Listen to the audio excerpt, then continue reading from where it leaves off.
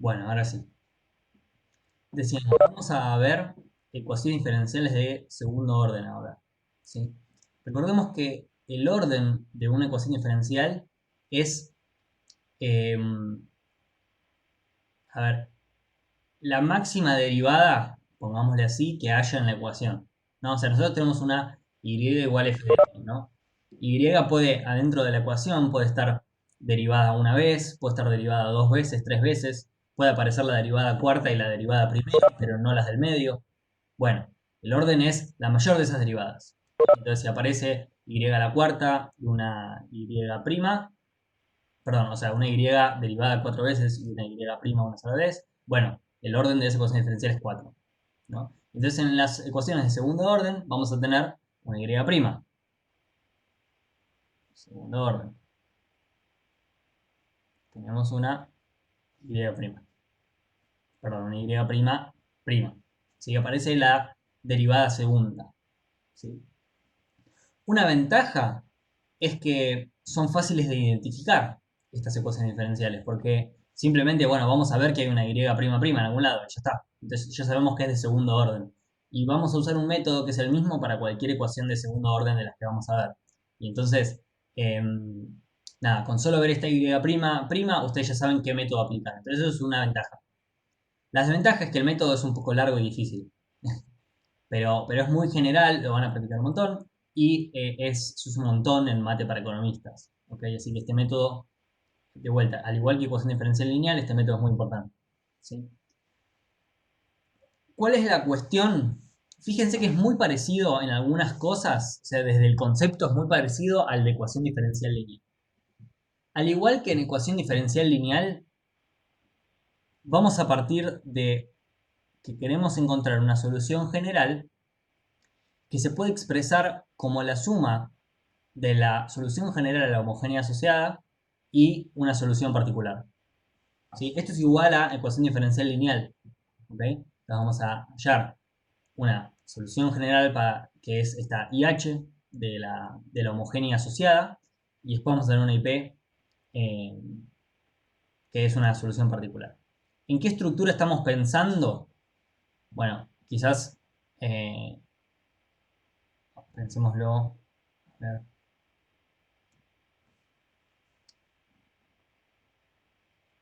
pensémoslo así. Por acá. La estructura va a ser A por Y prima prima, a B por Y prima, más Y igual a cero. ¿Okay? Esta es la estructura. Ah, perdón, más C por Y. Olvidé esa parte importante. Eh, más C por Y igual a cero. Ahí está. Esta es la estructura en la que estamos pensando, ¿sí? Entonces tenemos que hallar una solución general. Tenemos la homogénea asociada y la Y prima. Perdón, una cosa más.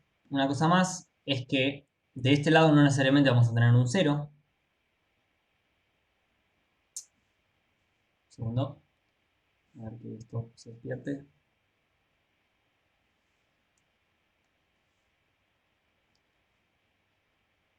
Ahí va. De este lado no solamente tenemos un cero, sino que podemos tener cualquier función u de x. ¿No? Digo, estoy pensando porque esta q de x también a veces podría aparecer metida como adentro de la y, pero bueno, supongamos que, nada, nada, una pavada. Podemos tener acá una q de x. ¿Ok? Entonces, ¿cómo vamos a hacer esto? Primero, la IP, antes la calculábamos en la ecuación diferencial lineal, la calculábamos por el método de variación de parámetro. ¿Se acuerdan que se llamaba así? Que, bueno, reemplazábamos esa función g en el c y después había que hallar g. Bueno, acá vamos a usar otro método que se llama el método de coeficientes fijos. Coeficientes fijos. ¿Okay? Estos dos métodos, el método de variación de parámetros y el método de coeficientes fijos, son como dos grandes métodos que se usan en ecuaciones diferenciales. Son los mismos que van a usar en mate para hallar las IP. ¿Ok? Em, y, ¿qué más les quería decir de acá? Bien. Y de acá, esto con la IH, la ecuación diferencial homogénea asociada sigue siendo la misma, ¿no? Lo que pasa es que ahora no necesariamente va a ser lineal, pero el concepto va a ser el mismo, ¿sí? O sea, era una ecuación diferencial que surgía de reemplazar a q de x por cero, ¿no? Entonces, esta homogénea asociada sí va a tener la forma que les decía antes, eh, a y' más b por y' más c por i igual a cero. ¿Ok? Y el método de resolución, ahora vamos a encontrar un método que es más general, ¿ok? Para resolver esta homogénea asociada. ¿En qué consiste? Y vamos a empezar por acá y después pasamos al método de coeficientes fijos. Bueno, hay que armar lo que se llama el polinomio característico, ¿sí? Y para ese polinomio vamos a usar la variable r, porque sí, porque nos pintó, ¿ok? R de raíces. Entonces, ¿cuál es el polinomio característico asociado a una ecuación diferencial homogénea? Bueno, es el que surge de armar un polinomio con estos coeficientes a, b y c. ¿Ok? Entonces, ¿cómo sería? Tengo un a y lo multiplico por r elevado a un número igual al orden de la ecuación. Digo, a la cantidad de veces que aparece la variable y derivada. ¿Sí? Entonces tengo y', bueno, al coeficiente que acompaña a la y', lo multiplico por r cuadrado. ¿Sí? Después agrego el otro coeficiente, b, y a este lo multiplico por r elevado a la 1, ¿sí? Porque tengo una y', o sea, derivado una vez, entonces r elevado a la 1. Y por último agrego el coeficiente c, que tiene una r a la 0, ¿no? O sea, no tiene ninguna r. ¿Ok? Esto que está acá, que acabamos de hallar, es lo que se llama polinomio característico.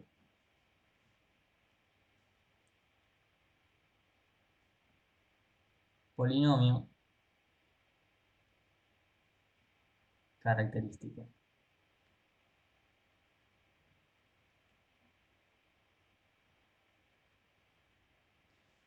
A esta ecuación le vamos a hallar las raíces, ¿sí? A este polinomio.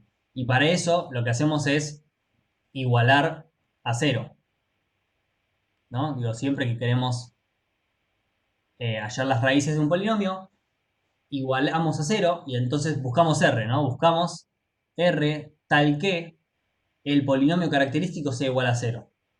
Bueno, a todo esto, ¿sí? A toda esta ecuación, se la conoce como la ecuación característica.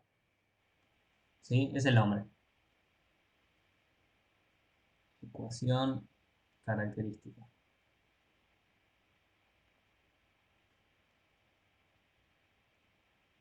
Nada, un par de definiciones para que sepamos de qué estamos hablando. Pero, ¿qué es lo que hay que hacer? Bueno, resolver la ecuación característica. ¿Sí? Y acá vamos a hallar distintos valores para r. ¿Sí? Hay tres opciones para las raíces de un polinomio. Sí, acá siempre, bueno, vamos a estar hablando de un polinomio de grado 2, ¿no? Pero ustedes pueden pensar, imaginen que, ¿cómo se generalizaría esto? Y bueno, si la ecuación fuera de tercer orden, entonces el polinomio sería de grado 3, pero todo lo demás sería igual. ¿Ok? Eso para que lo tengan en cuenta, pero acá solo vamos a ver de segundo orden. ¿Sí? Entonces, de segundo orden, hay, em, hay tres posibilidades para las raíces, ¿no? La primera es que tenga raíces reales distintas,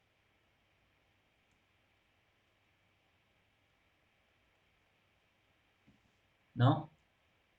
Por ejemplo, no sé, R1 y R2. ¿Sí? Son dos numeritos que salen de resolver este polinomio. ¿Sí? Vamos a poner un ejemplo y vamos a ir resolviéndolo a la par para que se entienda mejor esta explicación. ¿Sí? Entonces, supongamos que tenemos la siguiente ecuación diferencial.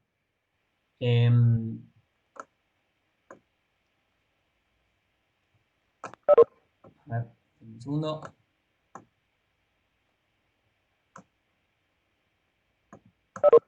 Tenemos y prima prima menos 3y prima más 2y igual a 0.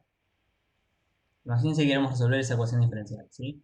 Esto ya es homogénea, o sea, ya podríamos pensar lo que es la homogénea asociada a alguna ecuación diferencial de segundo orden que acá tiene alguna Q de X, ¿sí?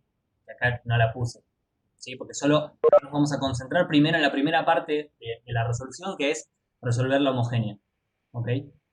Entonces, ¿cómo sería el polinomio característico? Sería r cuadrado menos 3r más 2, y todo esto hay que igualarlo a 0 para hallar la ecuación característica, y de acá salen dos r's. Tenemos un R1 que lo metemos en la calculadora. Yo, por favor, no me anoté cuánto daban, pero creo que dan 1 y 2 estas raíces. Entonces esto, nada, lo resuelven mediante la resolvente, ¿no? O bueno, pueden meterlo en la calculadora también. Sería 1 menos 3, 2. Exacto. R1 nos da 1 y R2 nos da 2. Y entonces, ¿cuál es la solución? Hay una fórmula para la solución de esto. Va a ser YH igual a C1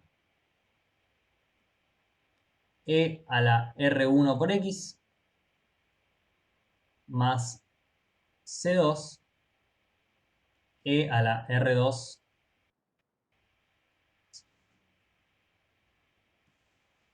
¿Ok? Entonces, para este caso particular, ¿cómo sería la IH? Sería IH igual a C1 E a la X más C2 E a la 2X. ¿Se entiende lo que dice hasta acá? O sea, les tiré un par de cosas por la cabeza, ¿sí?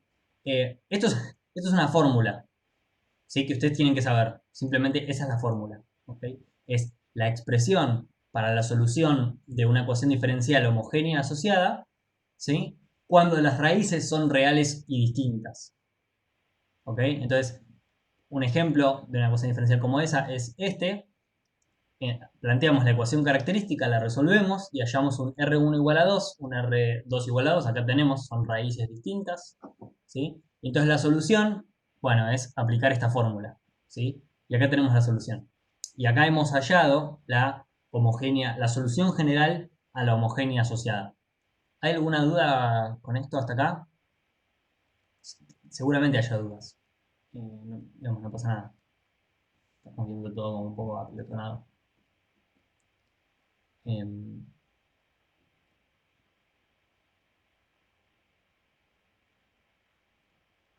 Mientras yo voy escribiendo.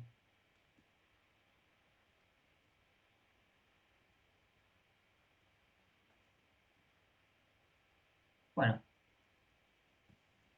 no sé, siempre, viste, cuando no hay dudas, siempre dudo de si es que posta no hay dudas, o sea, se entendió todo, o al revés, no se entendió nada y estamos en ese equilibrio malo, diríamos, donde nadie pregunta porque piensa que el resto no tiene preguntas.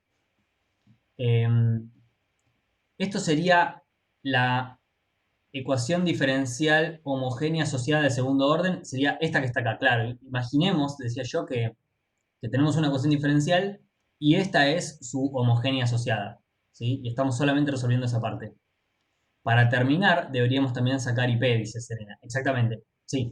Lo que pasa es que yo acá no les di la ecuación diferencial completa, ¿no? O sea, les di solo la homogénea asociada para que nos concentremos en esta parte. Y después vamos a sacar las IP. Pero está perfecto. Vamos con otro caso. Nos podría pasar, buenísimo, que que las raíces fueran iguales, reales e iguales, o sea, que fueran una raíz doble, ¿no? Eh, y ahí vamos a tener una sola R. Ah, el pilar dice, las IP le dan valor de AC siempre. No, ahí hay un problemita de notación que tenemos, quizás habría que cambiarlo. Una cosa es hallar la solución particular de algo, ¿no? Una solución particular de algo, o sea, una IP, es darle un valor a C, ¿no? Darle un valor, tenemos una solución general que tiene una C y le damos un valor para hallar su solución particular.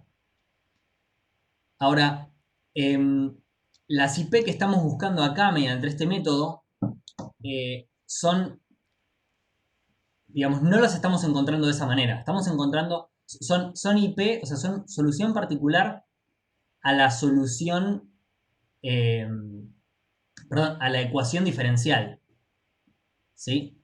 Pero no las hallamos dándole un valor a C, porque, digamos, eso lo podríamos hacer solamente si ya tuviéramos la ecuación diferencial, ¿no? O sea, a ver, siempre va a haber una sola IP, Francisco, respondiendo tu pregunta.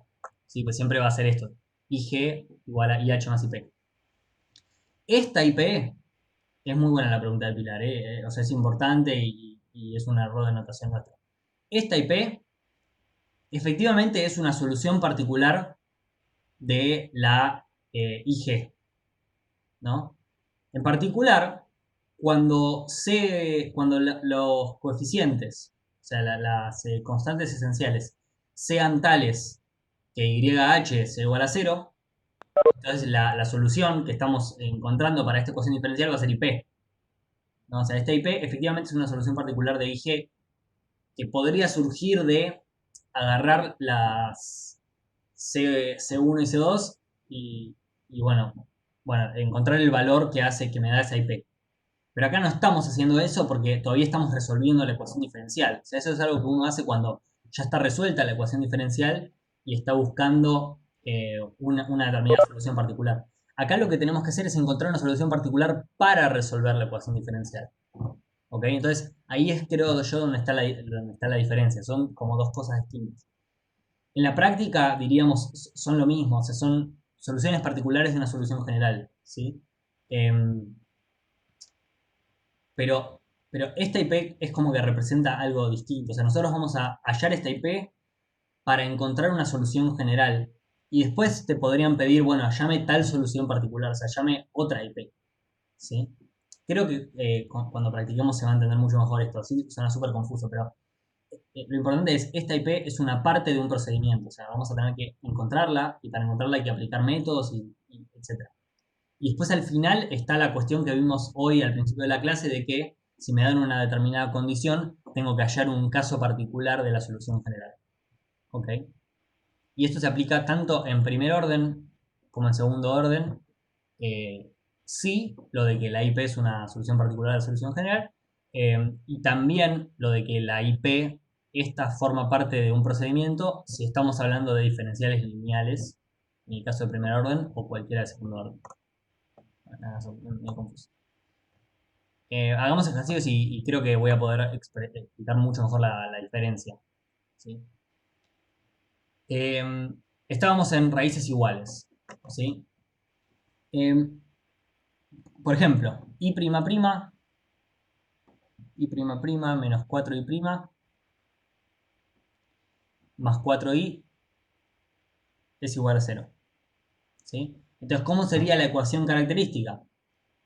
R cuadrado menos 4r más 4 igual a 0. ¿No? Y acá les va a pasar que les va a dar un solo r igual a 1. Perdón, igual a 2. ¿Sí?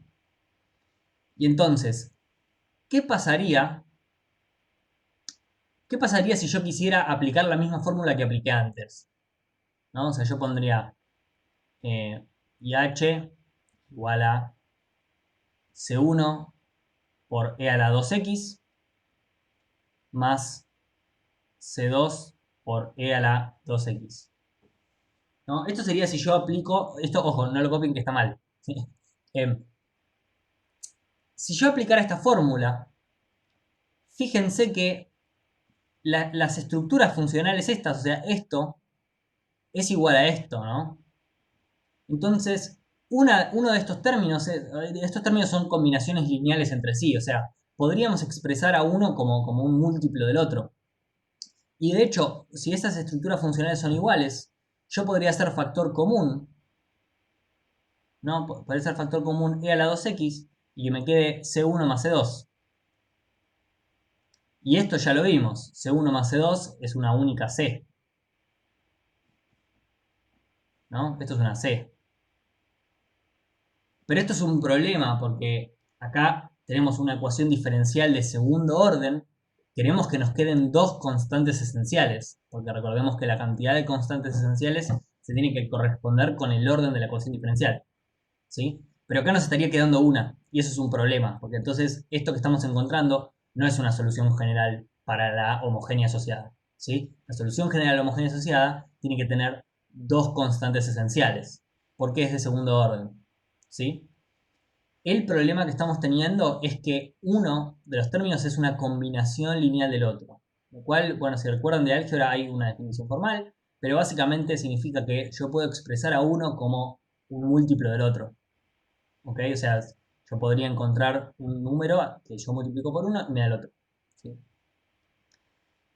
Y eso es un problema. Entonces lo que tenemos que hacer es romper esa dependencia lineal. ¿Ok? Romper la dependencia lineal. ¿Y cómo se hace eso? Bueno, es muy sencillo.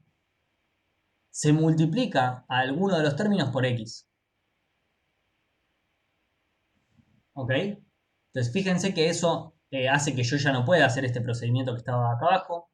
¿Sí? O sea, le voy a poder hacer factor común e a la 2x, pero lo que me quedan no van a ser dos constantes, con lo cual ya no las voy a sumar.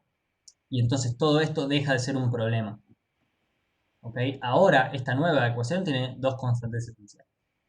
Esto que acabo de hacer es una especie de explicación, ¿sí? Pero lo que ustedes tienen que saber es que para raíces iguales, la IH va a ser C1 por E a la R por X más C2 por X por E a la R por X.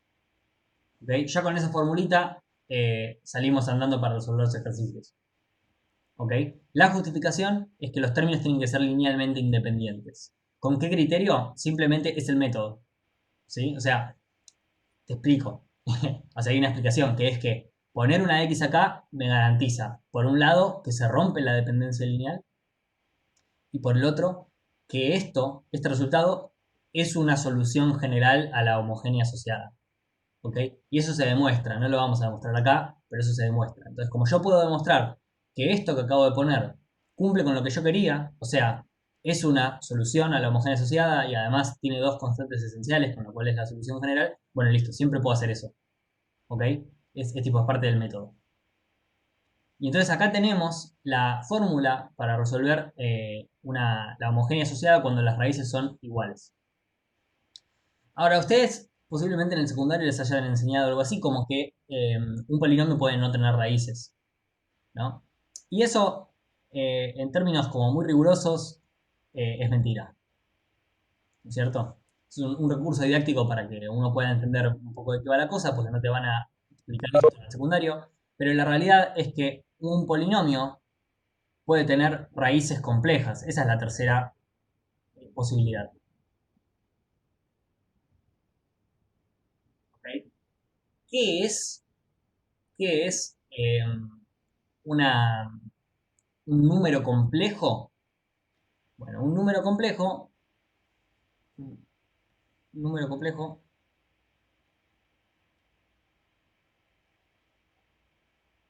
tiene esta forma.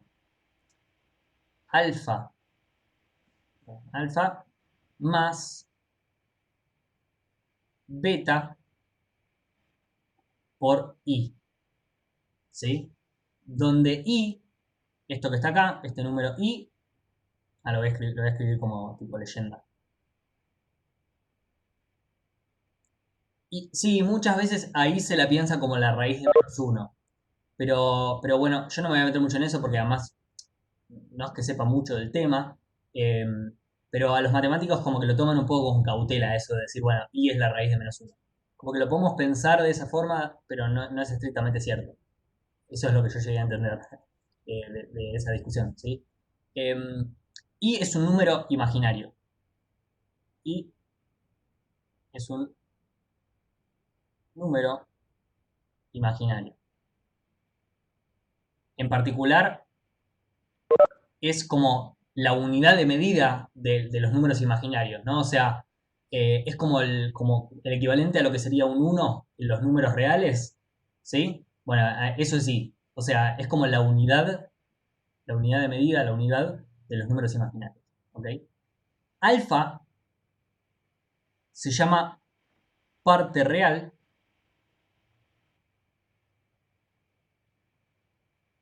y beta se llama parte imaginaria.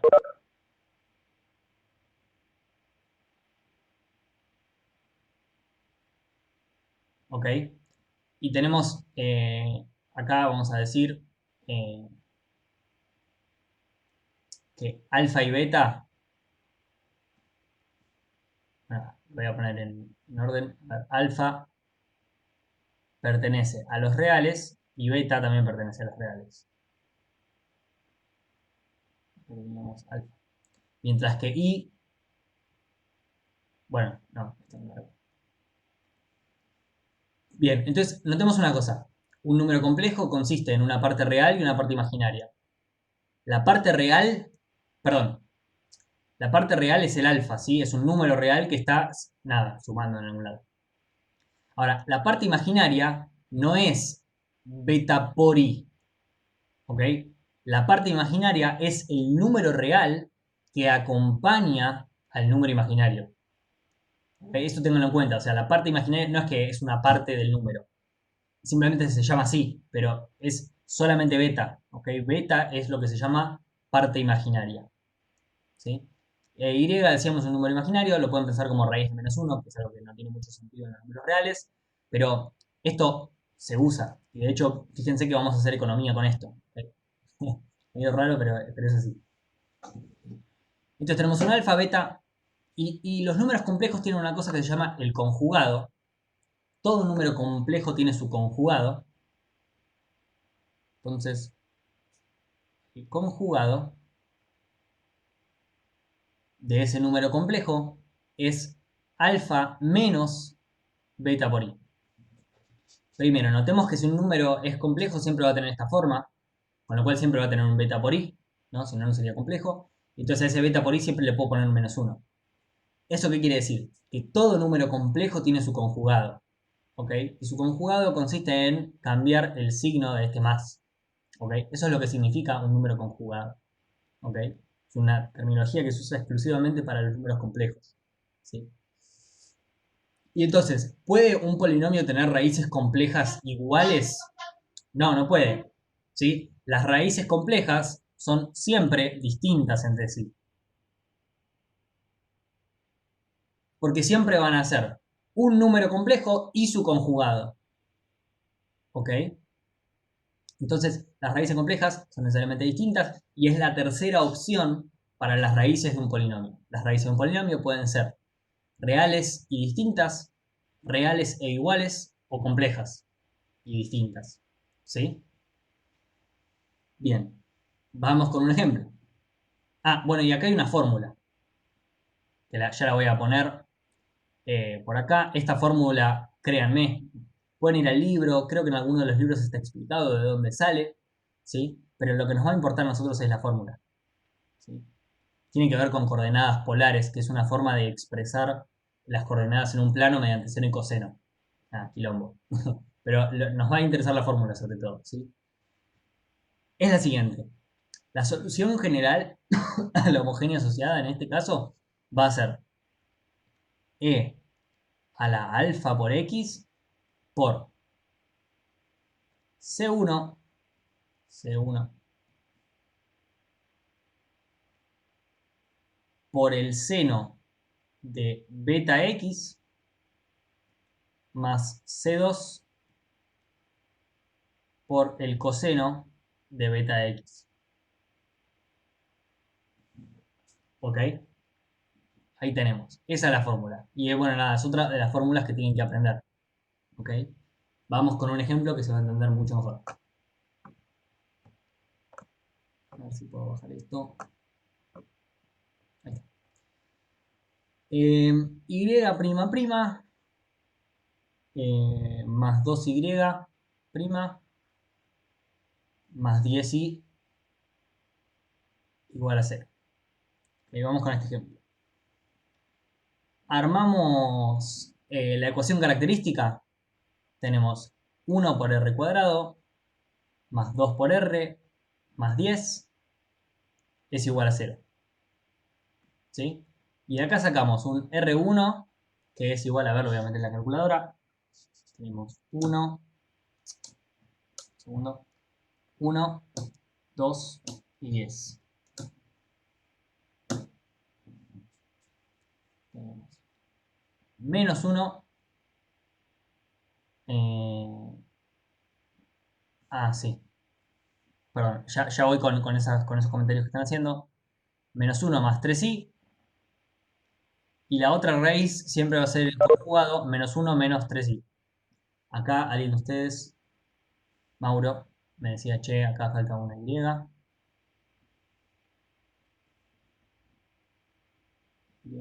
Igual, ahí está. Y Alan dice, ¿cómo se estudia para un final con todo lo que vimos? Con tiempo. Es cierto, vimos un montón, sí, vimos un montón de temas. Esta materia es así, es full. Eh, pero bueno, no van a ser los primeros en la historia que rindan al final de esto. Sobre todo no van a ser los primeros que hayan rendido exitosamente, así que no se preocupen. Eh, ¿Cómo se sacan estas raíces? Eh, a mano les va a resultar un poco complicado, sobre todo al principio. Eh, yo lo metí en la calculadora, pero hagamos la mano y les voy a mostrar ya que estamos, así a modo de como cálculo auxiliar. Vamos a hacerlo como por acá.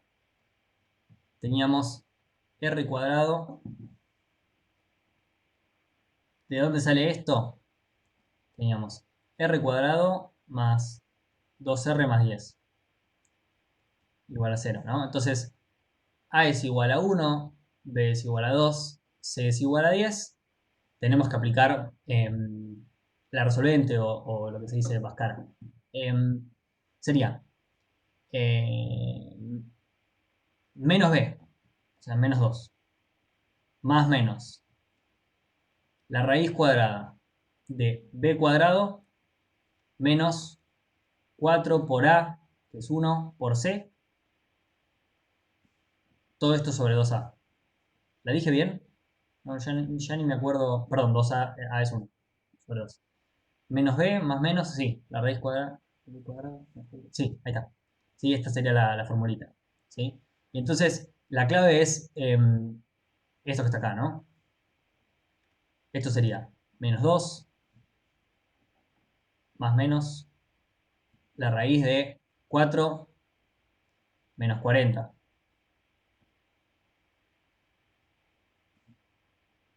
¿Sí? Sobre 2. Bueno, 4 menos 40 es menos 36.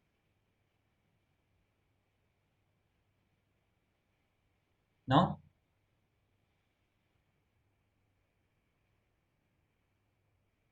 Sí, menos 36. Y esto es igual, fíjense, a menos 2 más menos. Y yo puedo pensarlo esto como la raíz de menos 1 por 36, ¿no? Menos 1 por 36. Todo esto sobre 2. ¿Sí? Y la raíz es distribuible respecto, respecto a la multiplicación. ¿Sí? Entonces yo puedo como distribuir eso ahí. Y nos queda menos 2 más menos la raíz de 36, que es 6, por la raíz de menos 1, y todo esto sobre 2. Bueno, si le decimos i a la raíz de menos 1, Entonces, esto es igual a menos 1 más menos 3i. ¿Ok? Ahí llegamos. Entonces, la clave es que el número, digo, esto solo nos va a pasar si lo que está dentro de la raíz es negativo, ¿no? Porque ahí es cuando tenemos el problema de que no hay una solución real para esa ecuación. O para esa cuenta. Es una cuenta. Bueno, como que sacamos el menos 1, porque se puede, ¿sí? Como pensarlo como que estamos multiplicando por menos 1 y le aplicamos la raíz a eso, digamos, y el resto lo resolvemos todo igual, ¿sí? Le decimos, bueno, y a la raíz de menos 1. ¿Sí? Entonces, esta sería la solución eh, hecho a mano. Volvamos. Bien, entonces, ¿cómo es la solución para este caso? Recordemos, tenemos IH igual a E a la, y acá tenemos la parte real, que es menos 1. Entonces, menos X. Por C1, esto es la constante esencial, parte de nuestra solución, por el seno. Y acá yo les tengo una pregunta a ustedes. ¿Beta es 3 o menos 3? Díganme ustedes.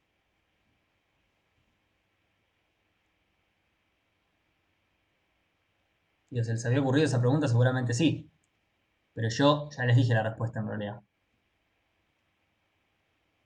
3. Exacto. ¿Por qué?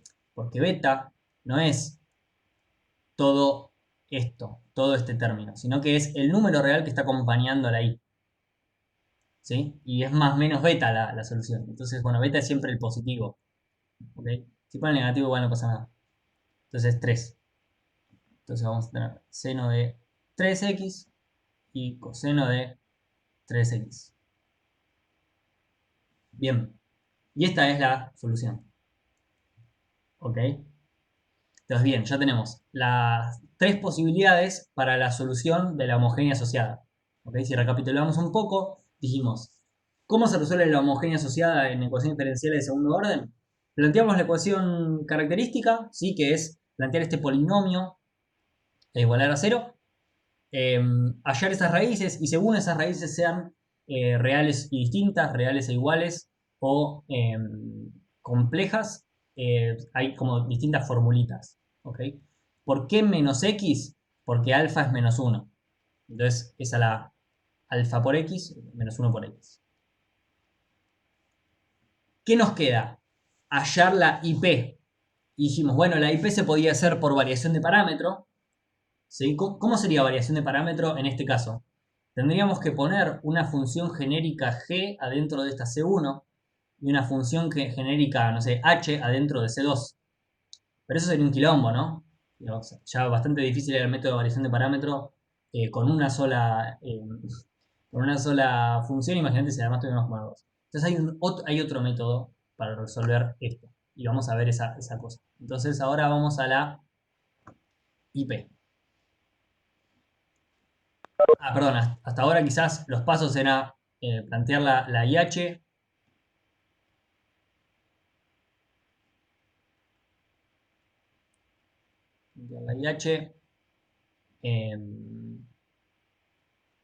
plantear y resolver la ecuación característica.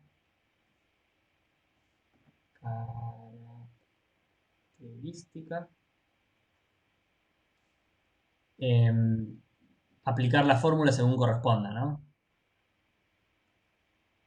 Aplicar la fórmula.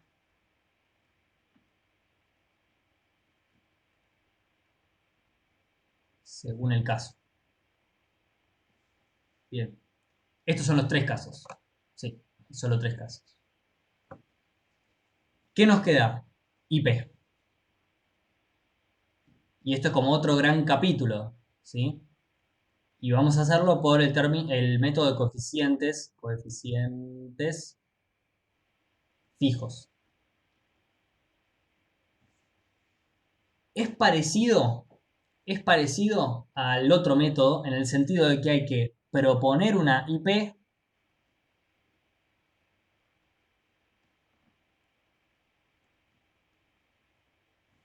y después reemplazarla reemplazarla en la ecuación diferencial y resolver, o vamos a poner, y hallar los coeficientes.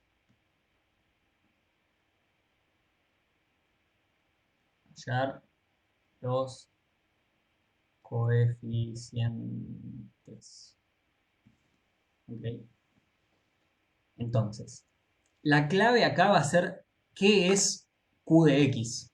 ¿Ok? ¿Qué es Q de X? Que era el término independiente que ahora lo habíamos borrado, ¿no? Porque nos habíamos olvidado de Q de X para plantear la homogénea asociada. Supongamos que tenemos la siguiente ecuación diferencial. Y prima prima menos 3y prima más 2y igual a e a la 4x. ¿No? Fíjense, ¿qué pasa? Primero tendríamos que hacer la IH, ¿no? Ahora, si plantean la homogénea asociada a esto, van a ver que es igual al primer caso que vimos, al caso que tenía raíces reales y distintas. Sí, es la misma ecuación, la puse a propósito. Entonces, esta ya la sabemos, esta solución. Era C1 e a la x más C2, C2 e a la 2x. ¿Sí? Recuerdo, esto no es que lo puedan sacar así nomás, es que ya lo resolvimos antes, ¿no? Esto es parte de lo que hicimos recién. Bueno, y ahora decíamos, la clave es basarse en Q de X. Entonces tenemos una Q de X que es e a la 4x, ¿no? Es este término independiente que tenemos del otro lado del igual, que no tiene ninguna y, pero tiene una x. El método de coeficientes fijos consiste en derivar esto dos veces, ¿sí? Para proponer la IP, derivar esto dos veces, perdón, estamos buscando lo de la IP. Dos veces, ¿por qué? Porque la ecuación es de segundo orden, ¿no? Y ver qué se repite y qué se mantiene a lo largo de las veces. ¿Okay? Esto dicho así suena medio raro y van a ver que es medio artesanal, pero vamos a eso. ¿Cuánto vale Q' de X? 4, dentro de 5 minutos se nos corta, ¿ok? 4 e a la 4x. Y la segunda vez, Q' de X, vale 16 e a la 4x. ¿Ok? Entonces fíjense que hay una parte de esto, hay como una estructura funcional, como decíamos antes, y una cosa que se repite en todos estos, que es esta. ¿Sí? Eso tenemos e a la 4x, aparece siempre, y después hay un coeficiente que cambia. ¿No? Hay un coeficiente que a lo largo de todas estas es distinto, pero todo lo demás es igual. ¿Sí? Entonces, la IP que propongo consiste en esa parte que se mantiene igual y donde había un coeficiente que iba cambiando, donde había, digo, la IP que propongo es esta parte, ¿sí? Que se repetía en todas, y le pongo adelante un coeficiente que va a estar como representando a toda esta parte que sí cambiaba. Acá había un 1, acá había un 4, un 16. Bueno, le ponemos una A o a veces se pone alfa. Yo como sé alfa para la parte de números complejos, vamos a poner una A. ¿Ok? Entonces, esta es la IP que propongo. ¿Sí? Recordemos, hay un coeficiente que el coeficiente se ve que iba cambiando. Bueno, ahora lo dejamos en un coeficiente A, que es un coeficiente fijo. ¿Ok? Fijo, digamos, porque nada, tenemos ahí el coeficiente A, es un número. ¿Ok? Y por eso se llama el método coeficientes fijos. Y lo acompañamos de la parte que se repetía en estas derivadas. ¿Ok? Y así proponemos una IP. Y ahora tenemos que reemplazar. Entonces, ahora lo que hicimos fue proponer una IP. Lo hicimos. Siempre hay que llegar a la derivada segunda, sí. Sí. Después, reemplazarla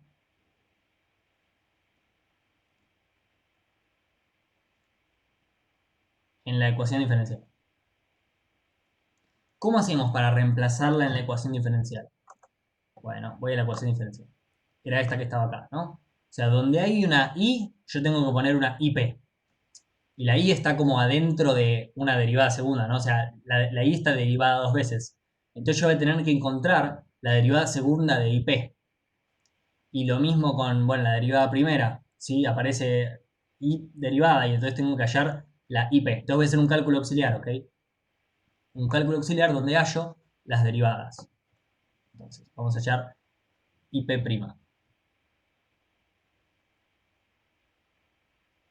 Eh, Francisco pregunta si SA sería como el g de x de las ecuaciones diferenciales de primer orden. Es algo parecido. Es algo parecido. En las de primer orden, en las lineales, también hallábamos una IP y esa IP la hallábamos reemplazando en la C esa función g de x que vos mencionás.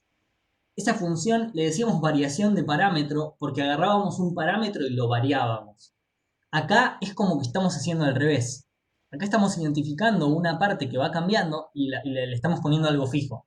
Si quieren, podrían trazar una analogía ahí, pero veamos que son dos métodos distintos. O sea, eso es una cosa que decías vos, Francisco, y esta es otra. Son como los dos grandes métodos que hay para resolver este problema. ¿Okay? Pero sí, es súper parecido. Parecido. Y ahora, de hecho, lo que vamos a hacer va a ser exactamente igual. O sea, lo que hacíamos antes era derivar esa IP y reemplazarla en la ecuación. Bueno, ahora tenemos que hacer lo mismo. ¿Sí? Entonces tenemos esta IP, la derivada es 4a por e a la 4x. ¿No? Porque a es un coeficiente fijo, ¿sí? Entonces es un número, queda ahí adelante. Y la i' de p es 16a por e a la 4x. ¿Sí? Simplemente estoy derivando la IP que habíamos propuesto. Y ahora esto lo reemplazo en la ecuación diferencial. Sería 16a por e a la 4x. Yo acá tengo la ecuación diferencial a mano, después la vamos a ver, ¿sí? Menos 3 por, ¿sí? 3 por 4a e a la 4x más 2 por e a la 4x. Esto es igual a e a la 4x. Entonces, fíjense que esto es i''.